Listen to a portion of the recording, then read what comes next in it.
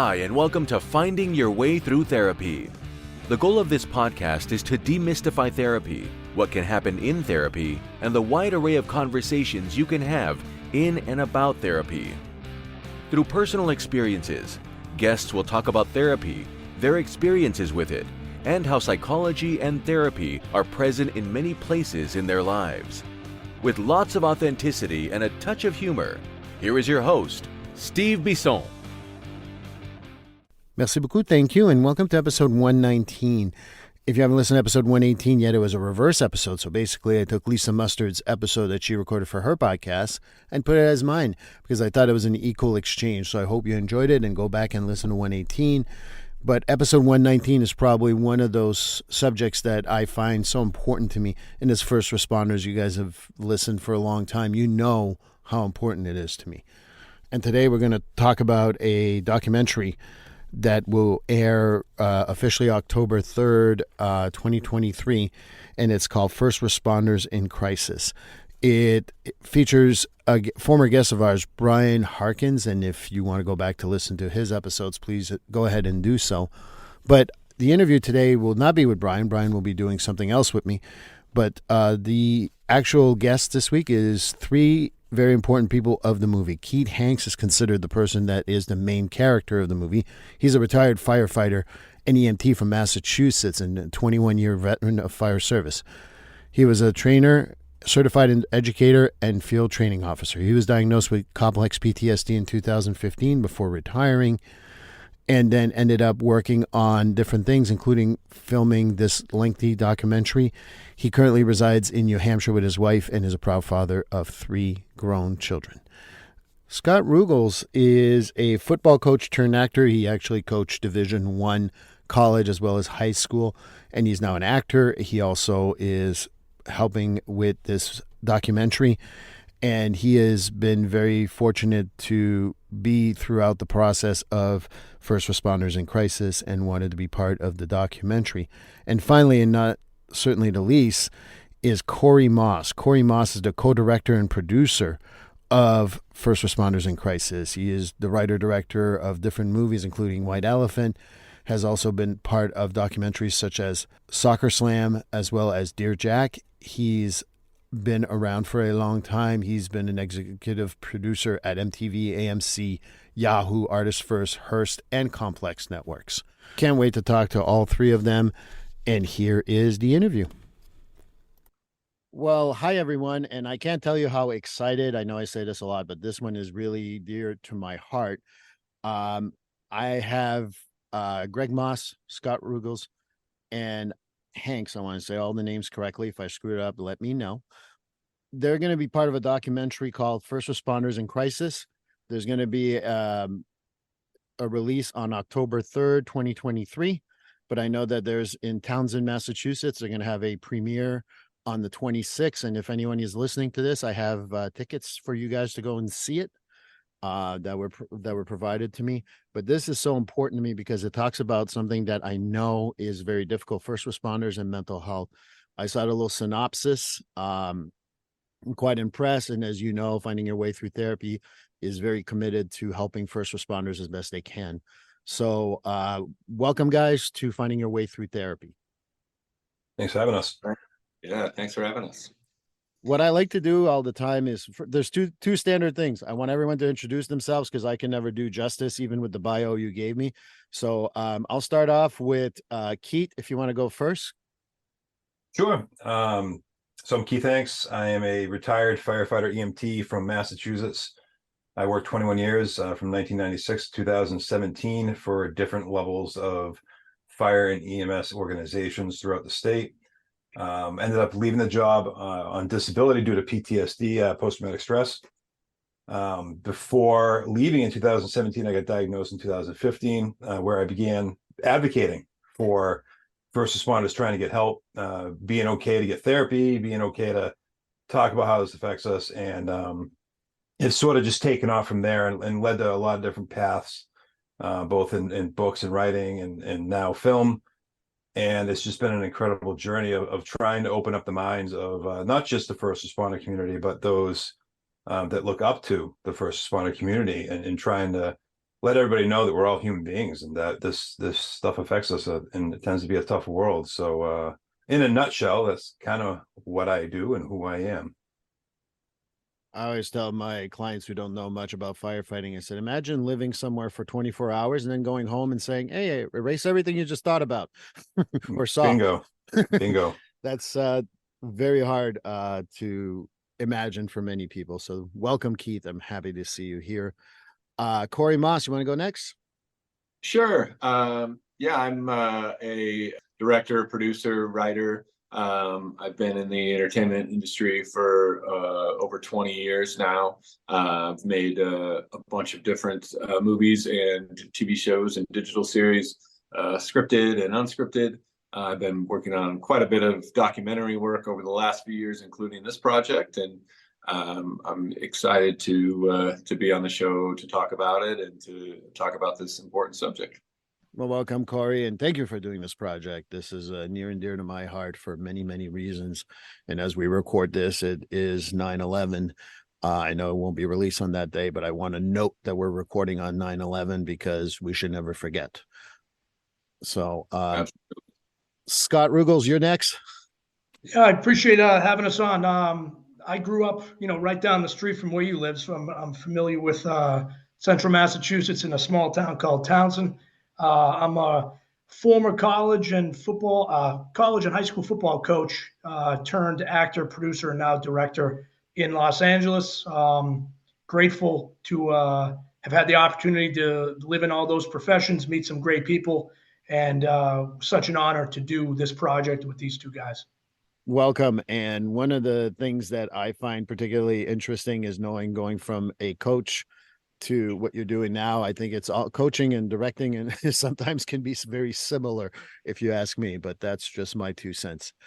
There's a standard question that we ask on finding your way through therapy, and is, have you ever been in therapy? And, I'm going to go back to Scot and go the other way this time. Yeah, I first went to therapy, I think, as a little kid. It wasn't my choice, but, parents bring in. So I don't really consider that when I first went. But at 38, I went to a woman in Beverly Hills, and she started the process of changing my life. A process, I think you're always finding that journey to be the best version of yourself. But grateful that when I was 38, started that process. And does that change your life in a good way, or did you find it difficult? How did it go?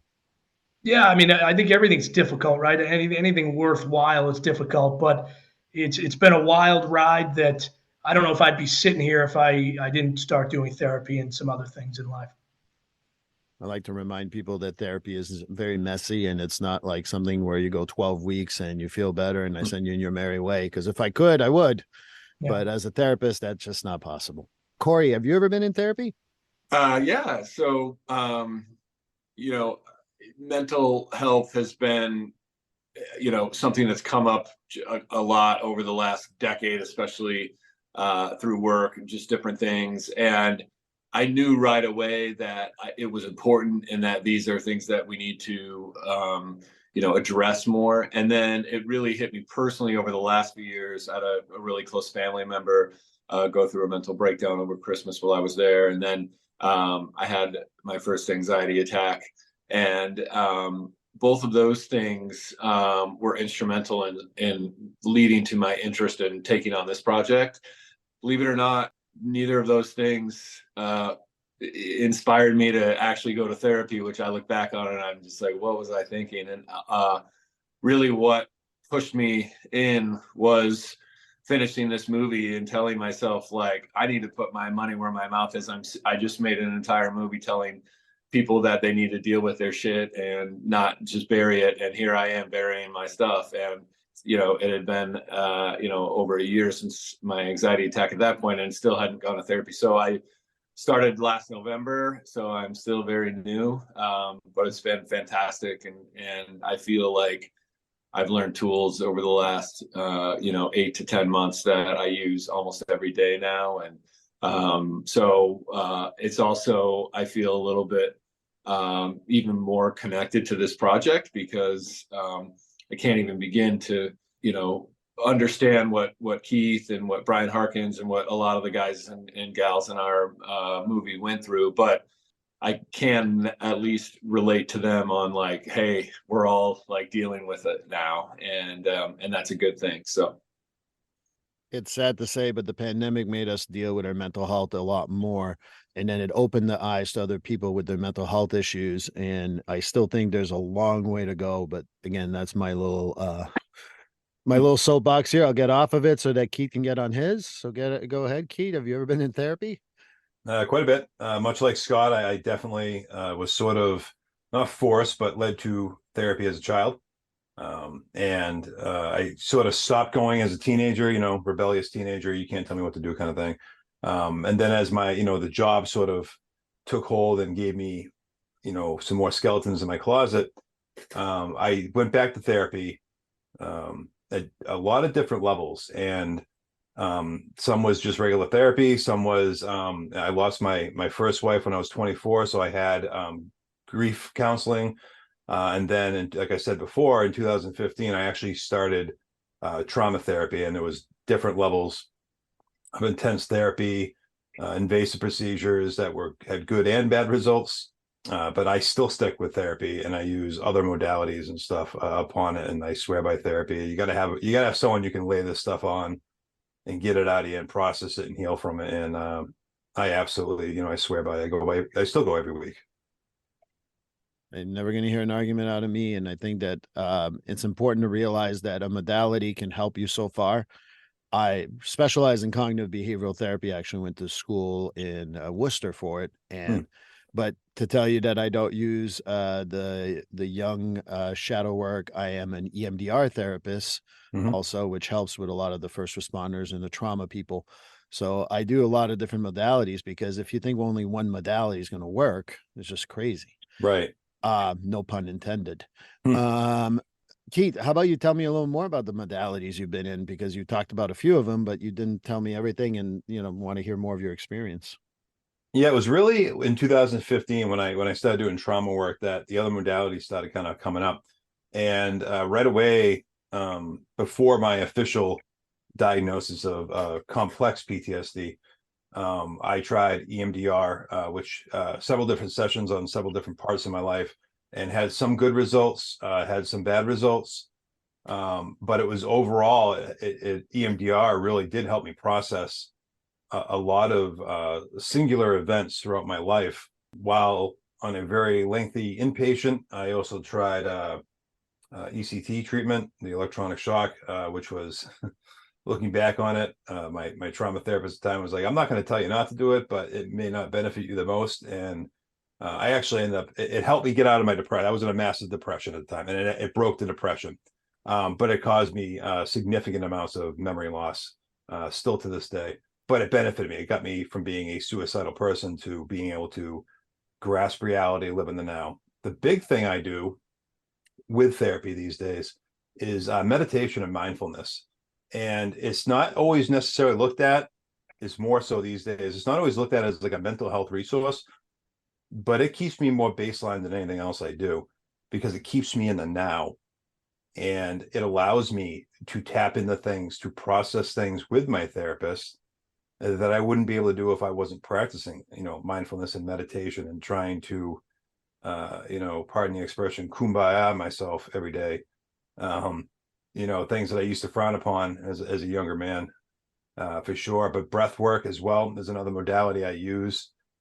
Huge breathing. There's like countless amounts of breathing techniques. Anything you can do to hit your, parasympathetic nervous system is only going to benefit you. And I just kind of use a lot of different things. And I always tell people not to shy away from learning something new when it comes to bettering your mindfulness and your mental wellness. As a therapist that does also Reiki, I joke around with a whole lot of people that I got a firefighter and a police officer to sit on my table and do Reiki with me. So if I never succeed at anything else in my job, I succeeded at that. And that's kind of a challenge, as Keith nods nicely, because he knows how difficult it is. The other thing I would say also is I will never discourage people from doing journaling, because the work you do in therapy is one thing. The work you do outside of therapy is what makes therapy even better. because I can't do your life. I see you 50 minutes a week. I can't fix your life in those 50 minutes. I just can't. I'm pretty good, but I'm not that good just yet. Hmm.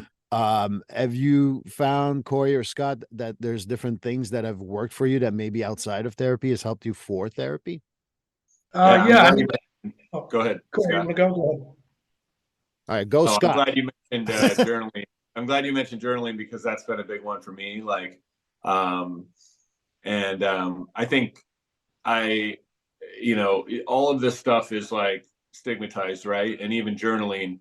And I think I had it in my head that someone who journals pulls out like a leather notebook at the coffee shop and writes like, what they're feeling in their heart that day or whatever. And maybe that is what you do. But like, for me, it was just like, oh, I sit at my computer and type and write movies and stuff all day long. Like, why can't I just write some stuff about me? And so I found my way into journaling by just typing on my computer. And like, it sounds so silly, but it was like what I envisioned in my head journaling was, and then what has actually worked for me are so different. And I think that's a lot of like, what I've learned just, in the almost year of therapy. It's like, it's not exactly what you picture in your head. Even the act of like seeing a therapist, like, you picture yourself like laying on somebody's couch and they're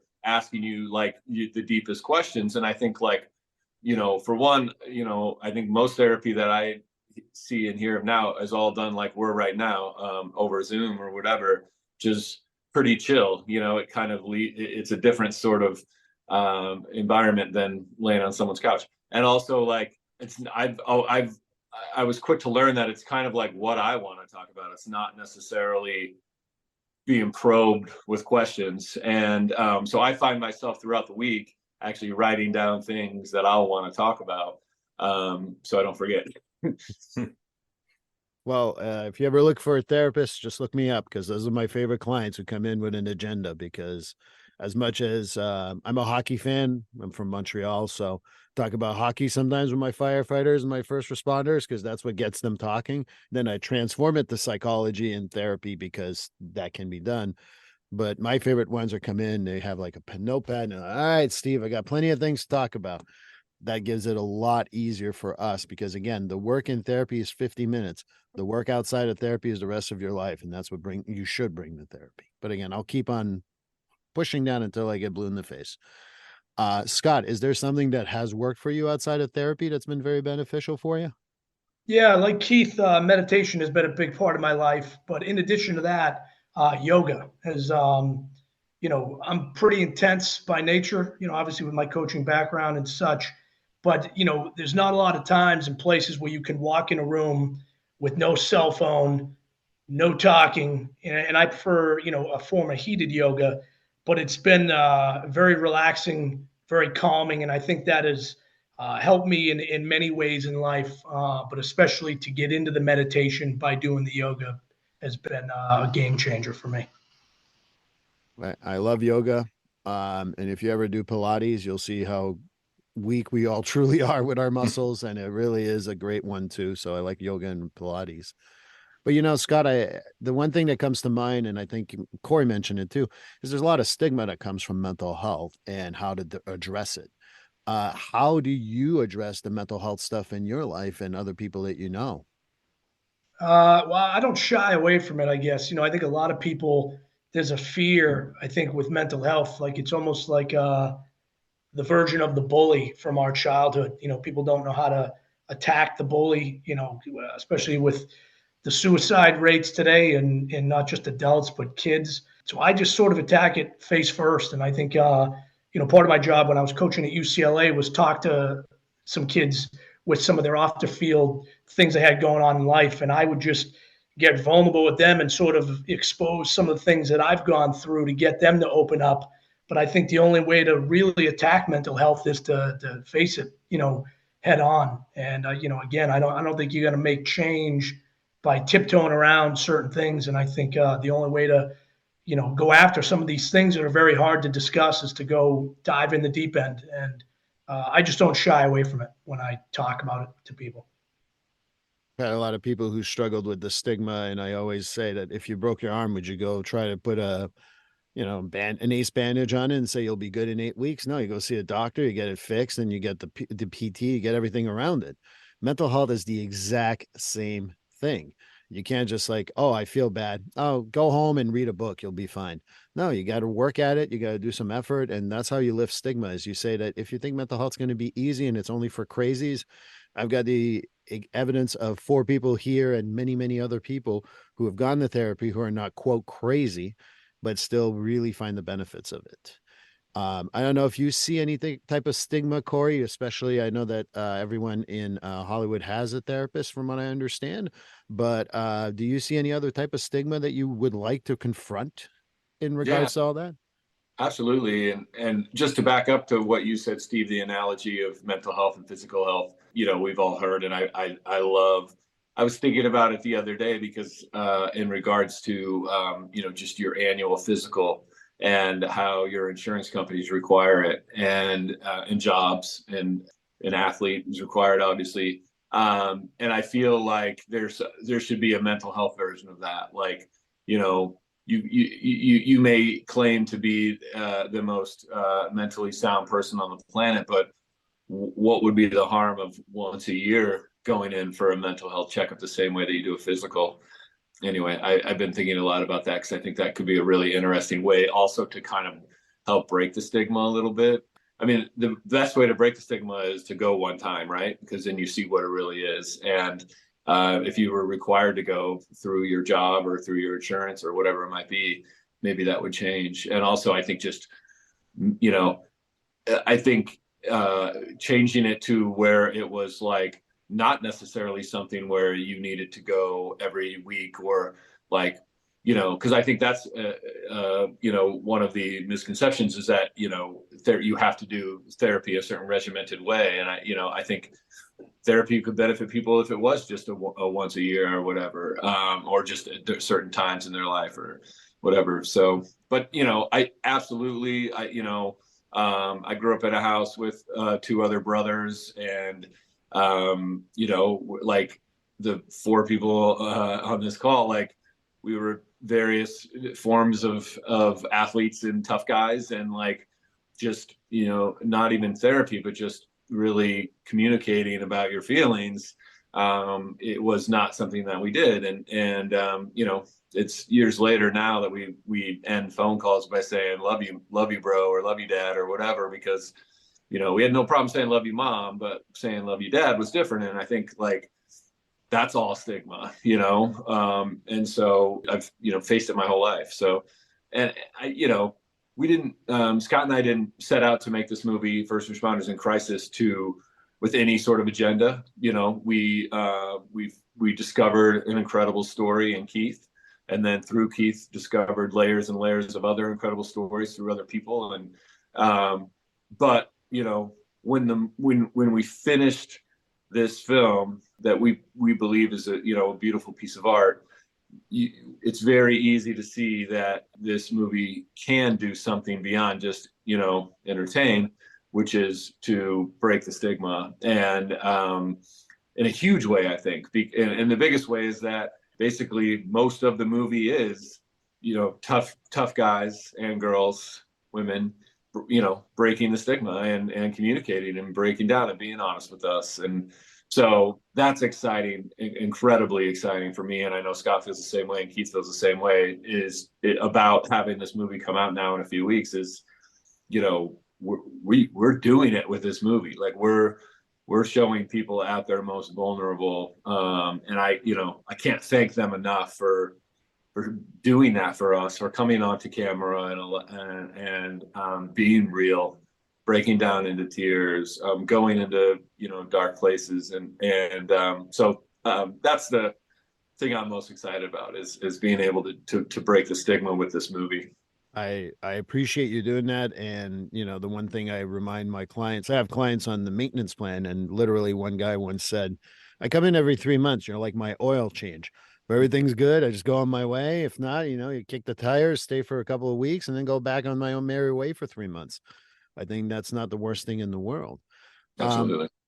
I go back to this important movie, and Keith, I'm looking at you as one of the main characters, so to speak. It's not a character, it's who you are, obviously.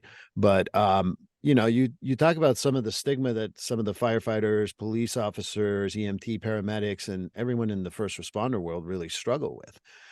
What's the biggest stigma that you feel are the most challenging for that type of population, so to speak? So there's like a misnomer, right, which is part of the stigma. And what has happened in the last probably 10 years in the first responder and veteran community is there's been awareness brought to this. We now accept the fact that there is a mental health and suicide crisis in our culture. And that's fine. And that's great. And that's super important. And one of the sort of unspoken parts about the stigma, at least in the first responder community, is that it's accepted that you talk about the stuff that's affected you from the job. That you're still a tough guy. Of course, you're upset because you saw 16 dead babies in a week. Right. Of course, you're upset that you had to carry a dead grandma out of a burning house. But what isn't talked about is the personal effects on you, the stuff that happened before you went to the job, your childhood, personal things that happened when you were on the job that had nothing to do with the job. And that's sort of the hard part, sort of like the stigma itself. Mental health stigma is like the umbrella. And this part is one of the tiers under it. And that's one of the tiers I go at when I get on a stage and I talk about this shit is I pull out the plugs and people don't expect it.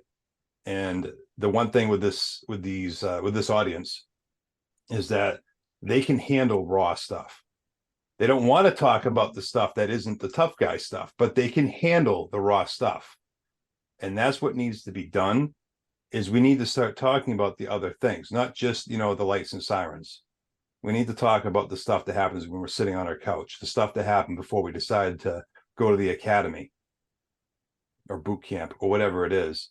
And there's a lot of us out there, other speakers that are starting to do that.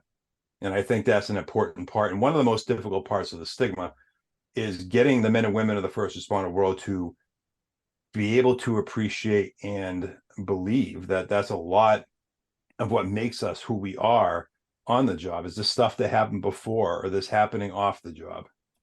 And I also go back to a little bit of Gabor Mate, and he talks about all the jobs we do sometimes to repair our past. And I look at the first responder world and thinking about first responders in crisis, sometimes because they've been in crisis themselves in the past, they're like, I don't want anyone else to go through that. So they get involved. I don't know if that's your experience, Keith. I'm just talking from a therapist perspective. I will not steal. I've never been a firefighter, police officer, and I'm not any of that. I'm just a therapist, but I've worked enough with the guys and gals and women and men that like that. And I don't know if you find that occurs a lot because we try to fix our past. I think that's all we do. I always I quote Bringing Out the Dead in Nicolas Cage, help others and you help yourself. And that's a very true statement. There's a lot of us who are trying to patch up our past, whether we did something bad or something bad was done to us. We're trying to find that purpose. We're trying to be there for others when someone wasn't for us. And I know for me, getting on the job really wasn't a choice for me. It was going to happen irregardless. My family had been doing it for 150 years. So it was just going to happen. But I did it. My purpose for doing it was because I wasn't going to let someone else suffer. If I could help, I was going to do it. And so many other first responders, if you sit down with them, maybe not at the firehouse kitchen table, but if you sit down with them, that's what they're going to tell you. No one was there for me. I'm going to make sure I'm there for them. Yeah. I'm really happy to have you bring this up, Keith, and we've never talked about it actually, but when we were editing this movie, we had hours and hours and hours of incredible interviews and footage, and it was like, what are we gonna include and what are we not going to include? And I think it would have been easy for us to say, well, there's a lot of stuff in Keith's life that isn't connected to being a first responder. But my instinct was, but this is who he is. And this is an important part of all of the story. And so you'll see in the movie, like, the movie isn't entirely about being a first responder. It's we go into other parts of Keith's life that is not connected. We go into other parts of other people's lives, a lot of, especially the veterans. to their experiences that aren't part of. And I think, the reason that felt so important for Scott and I as we were putting the movie together was, it isn't just, like he said, like about the sirens or whatever. Like it goes beyond that. And I'm glad that we ended up kind of going that route with the movie, because I think it would have been really easy not to. Scott, any thoughts? No, just to, go on what Corey said, just an amazing opportunity, never had any idea what this community goes through. You just see, they show up when something bad happens, but, at the end of the day, they're human beings that are going through the same shit as everybody else. So the fact that we get to play a small role in getting this stuff out to the public was an unbelievable opportunity, and can't wait for everybody to see it. I'm excited to see it. I saw the synopsis, and one of there's two striking things in the synopsis that you put out on that, Corey, for the first responders in crisis is 2% of the population is first responders, yet they represent 20% of suicide attempts. That's number one. And our mental health system is broken at 100%. I'm a therapist. I can tell you from firsthand, it's even more broken for the first responders. And I don't know, again, I just saw the synopsis. I'm looking forward to seeing the documentary. One of the hard parts is I see crisis intervention stress management, or CISMs, when something occurs. And I've been part of those teams. I'm no longer part of those teams, for the simple fact that once they're mandatory, once they're forced, who the hell is going to freaking talk? And that's just my 2 cents. And that's from experience from my other guys. And I don't know if you talk about that in the documentary, but if not, I mean, Keith, I'd like to hear your impressions on that, because that's part of the crisis, in my opinion, for the first responders. And, they're like, oh, you saw 2 dead babies and you held them in your hands. Let's all get together 48 hours later with 27 people in the room, and let's talk about our feelings. Yeah. I know enough first responders. They don't give a fuck about doing that. But anyway, Keith, or anybody who wants to talk about that. It's ironic you bring that up, and I'll kind of get into this a little, and Corey can kind of follow it up. But yes, CISMs. And one of the things we actually open up the film with a scenario about this. And one of my first fatal fires was within 4 months of me turning 18. I got on the job at 2 days after my 18th birthday, and I had a fatal fire within 4 months of it, and it was a pretty bad. It was a murder suicide, and we almost lost our fire chief in it. And the call itself is really bad, but the way the CISM was handled after, because it was 1997, it was one of those things that the person running it said it in a way that he didn't really want an answer. He didn't want people to talk about it. It was like, all right, you guys, bad call, someone died, someone almost died, you almost lost your fire chief. Does anyone want to share feelings? And the way he said that, no one was going to speak. And it was a room of all men. I think there might have been one, looking back, there might have been one female cop, but all men. And I'm 18 years old, and there's other guys who just got on the job with me. We're not going to talk if the old guy's not. And he ended it with, coffee and donuts in the back. And we broke up. No one, we went on our own thing. We were, stroking each other, being like, oh yeah, blah, blah, blah. But we didn't talk about it. And I'm 18 years old. And that, to me, that was part of the foundation that was laid. And I then became one of those guys who never talked about it. And I went to maybe like 2 more CISMs throughout my career. And I was black cloud. I was going to bad traumatic calls probably weekly. And I only went to 2 CISMs because of that. And, Corey can kind of go more on that, but we originally were going to use that scenario as the title to the movie. Yeah, Keith told us that story the first time that I met him. And, it really struck me with this is a story that needs to be told. And like you mentioned, we called the movie Coffee and Donuts, and we called it that throughout the entire time of filming it and editing it. And then it was about to come out, and we're like, people might think this is actually about coffee and donuts, so we put a movie out. So in the very, very end, we changed it, but it'll always be Coffee and Donuts to Scott and I and Keith. But it's interesting because you know, that was an awakening for me, as far as like, you know, these guys are not being, you know, our country's heroes are not being given the proper mental health care that they deserve. And, you know, I knew that from that initial call with Keith, and that was the story that we went in to tell. What I came out with, what I had no idea that I would discover, you know, working on this, was not only are they not provided the proper mental health, they're actually really given the absolute worst advice possible, which is bury it, don't bring it home, don't talk about it. And that was, you know, that was just absolutely shocking to me, to just interview after interview, you know, these experiences about, you know, not necessarily directly, but especially like systemically, you know, like most of the people in our film, like Keith, you know, got into the family business, and, you know, their parents showed that they don't bring it home, they don't talk about it. And so, you know, the military was the same way. A lot of our characters are veterans. So that was the shocking part to me. It's like, you know, obviously, yes, it's a problem that there's not being proper mental health care being, you know, it is a much bigger problem when the opposite advice is being told, you know. And so that was a very eye-opening. Were you there, Scott, when they talked about that schism stuff? Because I'd like to hear your impressions on that stuff too, because you Yeah. coached a team. You know how it is when you have a team of people. Yeah, no, I definitely got to witness that, and you know, with the gentleman in the doc that talks about that, and obviously what Keith said. But I think, you know, that's what makes a great team, is when you can have open lines of communication, both good and bad. And I think if we're going to change things, whether it's in a team becoming more united, which I think would, you know, give you better results in the field, or, you know, same thing in a firehouse, a police station, in the military.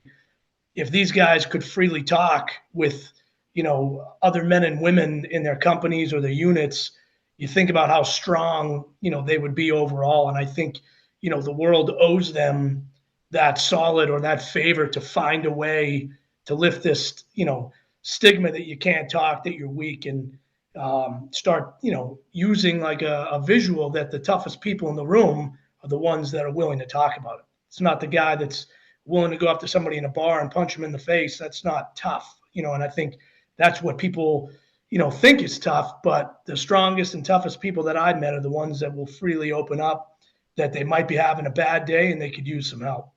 You know, I look at Brian, who has been there, done that. He went from the military to Brian Harkins, who went from the military to the Department of Correction to fire.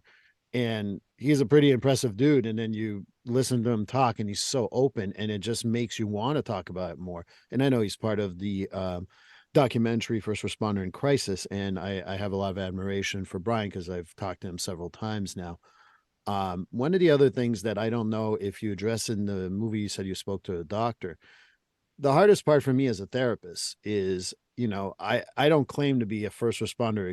Like, I don't like to put that there as an expert, because I think that's just a way to keep people away from you. But how do we train people, whether it's the community, within the fire system, whether the police, to be much more open about mental health and finding the right people? Because again, I think I do a pretty good job, but again, I don't want to, like, I feel like as soon as you put first responder expert as a therapist, it's a total turnoff.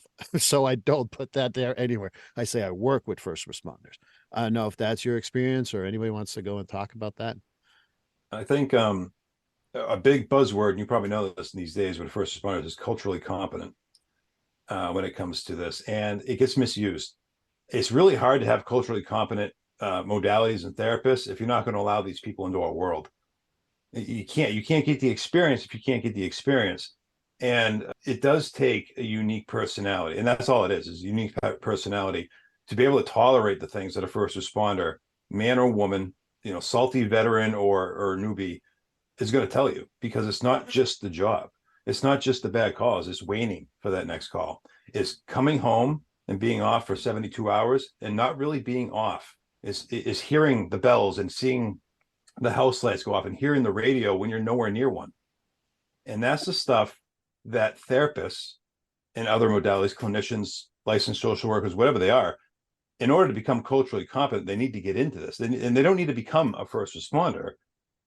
If you're going to deem, if one of these people are going to deem themselves culturally competent, they need to get more clients in that culture, and that's all it is.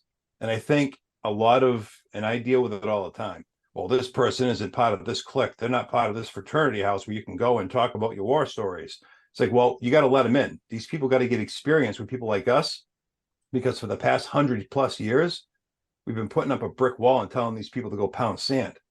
And they will not get better at it. They will not get better at dealing with people like me. I am one of the most stubborn, stoic people you will ever meet. Well, I used to be. I'm not as much now. And I could deflect like nobody else. And you got to get therapists to be able to see past that and to be able to see that, oh, this person's deflecting right now because this is what a first responder and a veteran does, because it's not about them. It's about everyone else. Is everyone else okay? Is my team okay? Is my family okay? Is my brother or my sister okay? And that's part of the cultural competence that I think is the misnomer, is that these people need the experience in order to get the cultural competence. And we're slowly getting there. But the problem is, we're our own worst enemies in the first responder and veteran world, where we don't want to let outsiders in. But in order to get these culturally competent practitioners, we need to let people in so they can get the experience, understand how we work outside of just a regular, yeah, I had a bad call. Yeah, I think that I think my friend Jay Ball says it best when he says most first responders speak two languages, English and sarcasm. Mm-hmm. Dark humor, yeah. And you got to understand that dark humor sometimes is a survival skill, and sometimes you got to address it. And there's a fine balance, and you got to know when to take those shots. And I think that that's why it's hard to be culturally competent on that subject. But just my 2 cents, and I've been privileged to work with the firefighters and the police officers, not only in therapy, did some jail diversion stuff. But ultimately, I think that with the first responder in crisis, I think that we need to also find ways to make people actually culturally competent. I don't know what you think, Corey or Scott, but Yeah, no, I think that it's a super important point, and it's tough because this is such a massive issue, and it's such a it's so complicated, and there's so many different directions that we should be pointing people and things like that, like more than could ever, I think, be put into a film. I think if you wanted to make sort of the definitive mental health first responder documentary, it's probably like a 8 to 10 hour series or something like that. So I think we made the decision to from the very beginning not try to make the definitive mental health and first responder documentary, but instead to shine a light on this issue through the lens of one community. And I think it's a subtler sort of approach, and but I think it definitely sort of opens hopefully viewers' eyes and starts to take them down the path towards this stuff. That said, like, it was very important for us to also sort of show how what people are doing now. And so really the last third of the movie is sort of our happy ending, in a way that everybody is dealing with their shit and doing it in different ways, and we kind of have whole segments of that. And then the movie ends, it's my favorite stuff, which is Keith and Brian bring their families out to a farm that was opened by another firefighter for that purpose, for first responders to be able to come out and just connect with animals and be away and put your phone away and that kind of thing. And that was not a type of therapy or method of recovery or whatever that I had ever heard of or thought of or whatever. But you could see, just the day we were there, we could see the weight lifted from these guys and see it work. And so that was a really cool part of the experience. I think that it's important to also figure out, what works for a person. I look at there's a veterans program in Ashland, Mass, which he's a first responder himself. He's talked about his own crisis. I know him from just knowing with him. Apparently, I'm on the board of directors. I didn't even know. But what he does is he takes people out on the boat goes out in the Atlantic Ocean and fishes. If they call me once in a while and they say, "Hey, Steve, I think this guy just needs to talk to someone," go on a boat alone with him. Okay, fine. Sometimes they do, sometimes they don't. But sometimes fishing, going to a farm, we talked about other modalities, but I think it's important to find what is going to work for those individuals. And when you think about first responders in crisis, telling them, you know what, you need ECT, you need EMDR, you need CBT, you need whatever, I think is a big problem also, because it's not as easy as I just said. And again, I see both of you nodding. I see you, Scott, nodding. What do you think, Scott, about like how do we help them, and what's the message of the movie that you think people should get from this movie? Well, I think, the old saying, Rome wasn't built in a day. You're not going to cure somebody with mental health issues in one day. And I think the theme really for, people outside the movie watching it is, take that first step, get the play started, get off the sideline, because in order to fix yourself and start that journey, you got to take the first step. And I think that's so hard for people when they're so down, they can't see, the future, the end of the tunnel, the light at the end of the tunnel. And I'm hoping this movie, whether it's people in the first responder world or somebody, just sitting at the house, having a real rough time, is they can use these people that were so strong to come out publicly and talk about their stories and their life, that it'll, they can see that and say, hey, if that person can do it, so can I. Let me find the right person and get this journey started. So, hopefully what the people did for us by going on film can truly help people, obviously within the first responder community, but hopefully around the world. I like that. And Corey, what do you hope people get out of this movie? Yeah, I think we've talked about it a lot already. And I think, just how important it is, this line's in the movie at least a few times, but just how important it is to communicate and to talk and not to bury things. And, that maybe that's therapy, but maybe it's also just a spouse or a friend or a colleague, a fellow firefighter, or just a fellow player on your team if you're in sport, whatever it might be. And I also think, like, we show you people who really have gone through a lot of stuff, Keith at the very top of that list, and now they're doing really impactful things. And I think that's really encouraging for people to see. Like, I might be struggling with something right now, but I can see an example of someone who came out of that tunnel and now they're doing so much good for the world. I like that message. Keith, what do you hope people get out of this movie? One of the things I always tell people, and this was told to me during my initial training, but it was meant for a different reason, not mental health. It was told to me, start getting comfortable being uncomfortable. And that phrase has stuck with me for 27 years. And it always was, more geared towards the job and our task. But the biggest leaps I made in my healing with trauma has been getting out of my comfort zone. Because the thing with trauma and mental health is oftentimes, as uncomfortable as it may feel, it's still more comfortable than trying to deal with it. And when I dealt with my shit and I started taking this shit head on, it was because I was getting out of my comfort zone. I was getting into an uncomfort zone. And that's the biggest thing I always tell people. And I hope, because there's several parts, and Corey and Scott have already alluded to this, there's several parts in this film, there are grown-ass men who break down in front of the camera. And they had the opportunity to be like, I don't want that in the film. And these men chose to have this in the film. And that is the uncomfort zone. That is, they were living in the uncomfort zone. And that's a hard place to be. And we did it. And these guys did it. And that's where people really need to look if they want to heal and they want to be okay to heal. Is you got to get out of your comfort zone, because it'll bring you down. It'll kill you. And I hope people find some hope, find some strength in seeing people bare their souls for no other reason but to help people. And I really hope the message gets conveyed that it's okay to be okay. Just reach out for help and get better.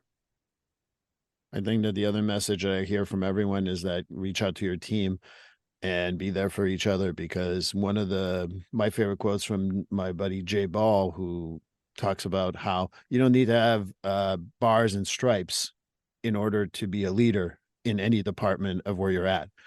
And I think that my hope is, based on what you guys are telling me, people will also see that you don't need to be a sergeant, a lieutenant, a captain, or a chief in order to really make a difference with your team. And I don't know if you agree with that, but I just want to throw that out.